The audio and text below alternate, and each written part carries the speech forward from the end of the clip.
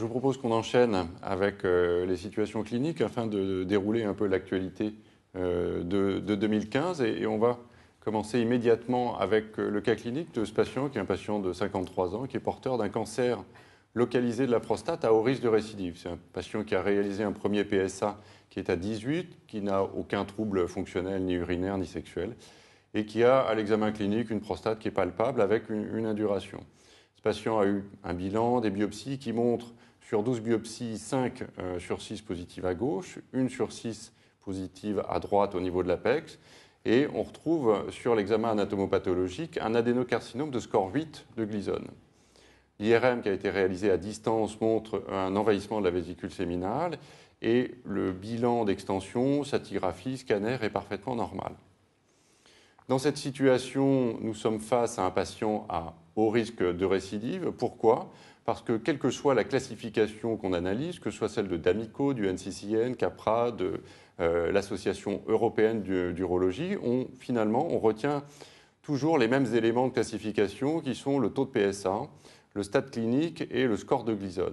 Il est intéressant de noter que dans ces classifications, l'IRM, qui est pourtant un élément qui est utilisé en pratique courante, n'est pas retenu. Et en fonction du nombre de facteurs de risque retrouvés dans ces analyses, on est même dans ce groupe de patients à haut risque, un groupe hétérogène comme tous les autres groupes à risque. On est plus ou moins à risque, avec un faible risque, un risque intermédiaire ou éventuellement un risque très haut de récidive après traitement. Alors dans cette situation, le standard de traitement, le standard de radiothérapie, c'est l'association d'une radiothérapie et d'une hormonothérapie. Pourquoi ? Parce qu'on a plusieurs études de phase 3 qui ont montré de façon très nette que l'association du traitement local et du traitement systémique faisait mieux que le traitement local seul et que cette association du traitement local et du traitement systémique faisait également mieux que le traitement systémique seul. Alors cette stratégie de traitement, radio-hormonothérapie, c'est un standard et je me retourne vers notre référent radiothérapie du CCAFU, Christophe Hennequin, pour savoir si cette stratégie a un peu évolué, tant sur le mode de la prescription de l'hormonothérapie que sur le type d'irradiation, que ce soit les champs d'irradiation ou même le type d'irradiation lui-même, la technique elle-même. Christophe. Alors, effectivement, les modalités de la radiothérapie évoluent. Sur le plan des volumes d'irradiation, est-ce qu'il faut ou pas irradier les aires ganglionnaires ? Et bien, malheureusement, après plusieurs essais randomisés et plusieurs multiples données rétrospectives, on ne le sait pas encore. Cependant, dans les patients traités à haut risque, dans les anciens randomisés, tous ces patients étaient traités avec une irradiation ganglionnaire, ce qui reste logique. Sur l'hypofractionnement, c'est-à-dire le fait de diminuer le nombre de séances en augmentant la dose par fraction, il y a encore peu de données dans les patients à haut risque traités par hormonoradiothérapie, mais les essais semblent montrer que la toxicité de ces hypofractionnements paraît identique aux irradiations normofractionnées. Donc ça sera probablement un standard dans les années qui viennent, mais pour l'instant, on n'en a pas encore la certitude. Quant à la durée d'hormonothérapie, c'est une question qui reste très importante pour le patient en termes de qualité de vie. Dans les études Princeps de l'ORTC et du RTOG, la durée d'hormonothérapie était de 2 à 3 ans. Il a été montré récemment dans une étude canadienne que quand on comparait 36 mois, c'est-à-dire 3 ans par rapport à 18 mois, les résultats chez ces patients en risque étaient quasiment identiques. Mais il s'agissait d'un essai de supériorité pour essayer de démontrer que 36 mois font mieux que 18 mois et non pas d'un essai de non-infériorité. Donc ceci remet en cause le dogme des 3 ans et doit être discuté, d'autant que dans cette même étude, il a bien été montré que les patients qui recevaient 3 ans d'hormonothérapie avaient une moins bonne qualité de vie que ceux qui ne recevaient que 18 mois. Cependant, il ne faut pas descendre trop cette durée d'hormono. Un essai espagnol très récemment publié a comparé 4 mois versus 2 ans. Et vous voyez que cet essai incluait à la fois des patients du groupe intermédiaire et des patients du groupe à haut risque, 50%, 50% globalement. Et dans cet essai, 4 mois d'hormonothérapie, c'est manifestement trop court. Et on a un bénéfice pour la durée prolongée, à la fois en survie sans métastase et en survie globale, dans cet essai pour une durée d'au minimum 2 ans. Donc vous voyez, on n'est peut-être plus à 3 ans, mais on est entre 18 mois et 2 ans. En tout cas, une hormonothérapie courte n'est pas conseillée chez ces patients en risque. Et dans l'analyse en flowchart, vous voyez qu'en termes de survie globale, c'est vraiment les patients à haut risque qui tirent bénéfice d'une hormonothérapie longue par rapport aux patients du groupe intermédiaire, où là, peut-être, on peut faire une hormonothérapie plus courte. Ça reste encore une voie de discussion. Et vous voyez qu'il y a tout ce bénéfice est essentiellement sur la survie globale. Il n'y a pas de bénéfice sur les métastases qui peut prêter à discussion. Mais globalement, chez les hauts risques, il faut encore une fois faire une hormonothérapie longue, au minimum 18 mois et pourquoi pas 2 ou 3 ans. Alors Philippe, on a vu passer pas mal de papiers, de publications, notamment à l'ASCO, où la question de l'utilisation des taxanes, notamment du taxotère, a été posée en association à ce standard de traitement qui est la radio-hormonothérapie pour les patients à haut risque de récidive. Qu'est-ce qu'on peut penser de ces études ? Alors, d'abord, qu'elles sont très préliminaires pour pouvoir conclure. Donc, on a eu très récemment à l'ASCO en 2015 les données d'une étude américaine qui s'appelle le RTOG 0521, donc qui a comparé sur ces patients au risque une hormonothérapie classique à une hormonothérapie plus chimiothérapie sur des patients qui étaient irradiés.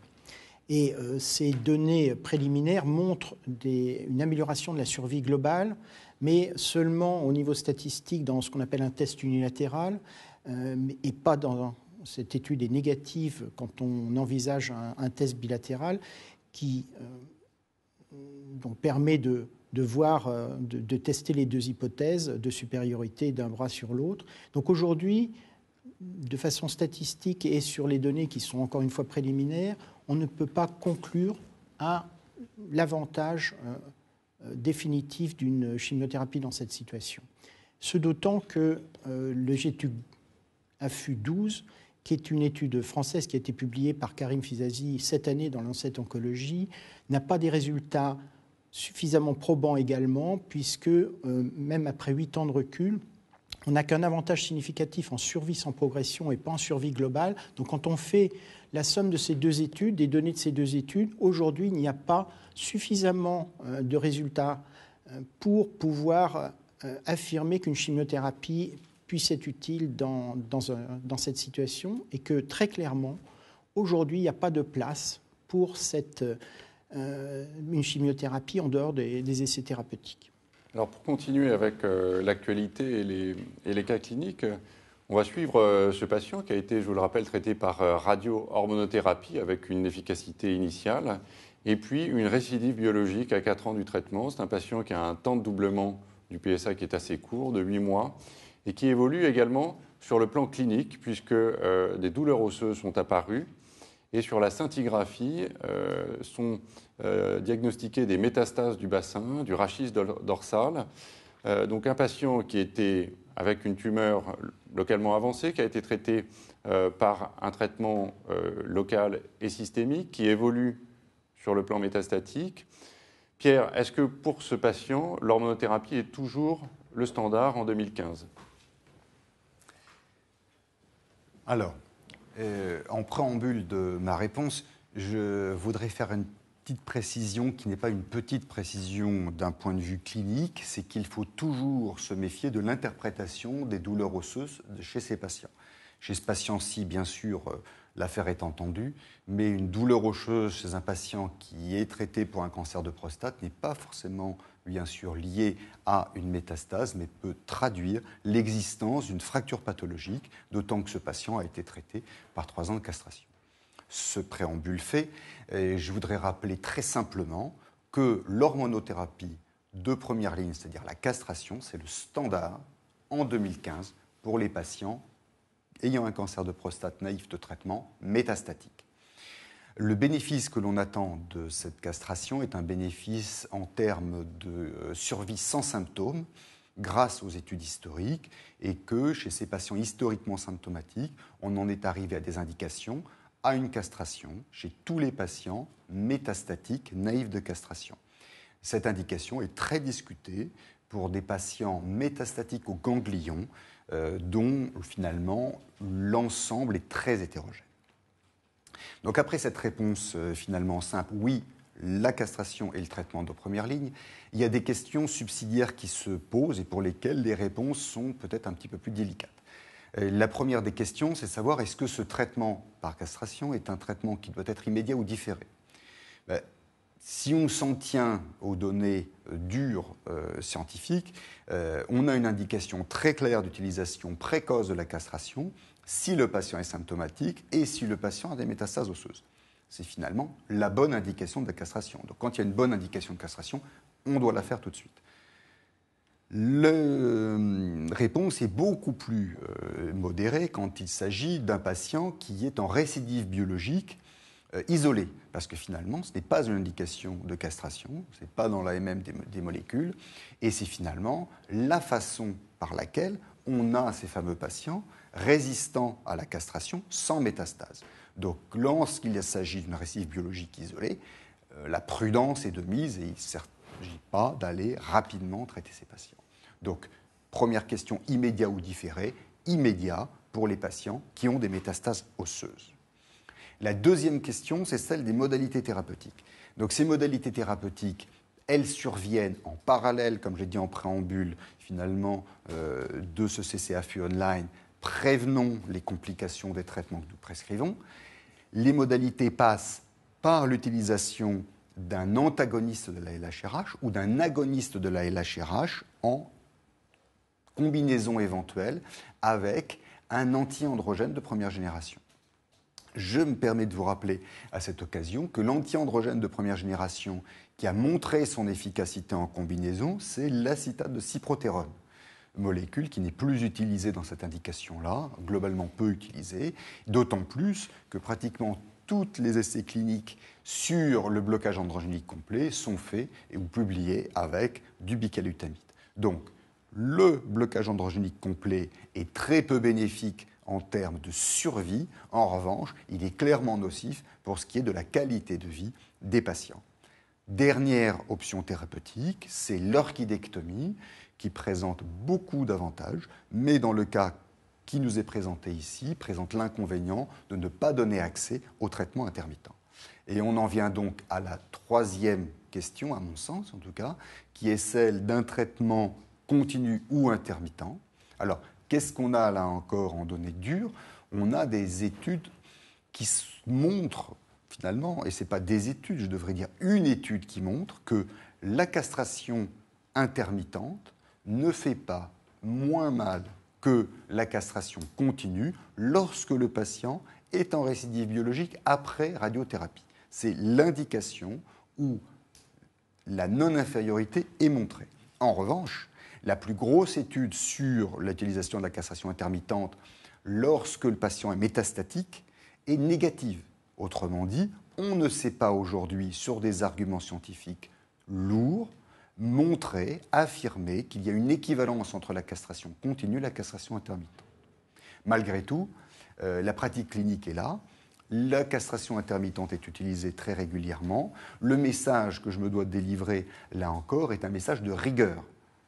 Si on envisage de traiter un patient de façon intermittente, il faut initier la castration par un blocage androgénique complet de 6 à 9 mois. Ce n'est qu'à l'issue de l'évaluation du patient, après 6 à 9 mois de traitement hormonal correctement réalisé, que l'on peut évaluer le patient.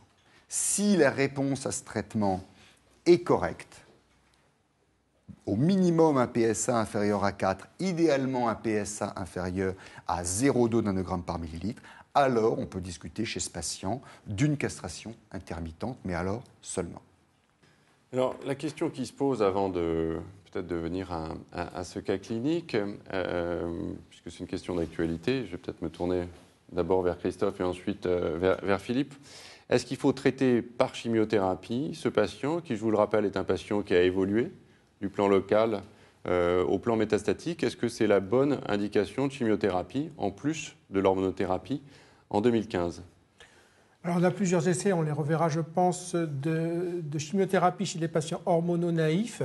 Mais ce patient avait déjà eu un traitement local. Il a par ailleurs une masse tumorale relativement faible, avec des lésions qui sont situées essentiellement sur le bassin et le rachis. Par contre, il est jeune. Donc je crois que c'est un cas difficile qui nécessite un passage en RCP et de discuter dans son cas une chimiothérapie, mais en tout cas, elle ne doit pas être systématique, ce n'est pas une indication formelle dans son cas. Mais il est nécessaire, à mon avis, de passer ces patients métastatiques hormononaïfs en RCP pour discuter collégialement de ce type de cas qui ne rentre pas tout à fait dans les données de la science actuellement. Philippe Busbach, un avis complémentaire? Oui, je pense que quand on regarde effectivement les 3 études qui ont testé l'intérêt de la chimiothérapie à des phases d'hormonosensibilité au stade métastatique, il y a peu de patients dans ce cas, à part dans le GTUC15 où il y avait effectivement des patients à la fois métastatiques d'emblée et métastatiques après un traitement, je dirais, leucorégional. Pour les 2 autres études, on a finalement très très peu de patients qui correspondent à cette situation clinique. Donc je suis d'accord avec toi, Christophe, je pense que l'important c'est de les présenter en RCP.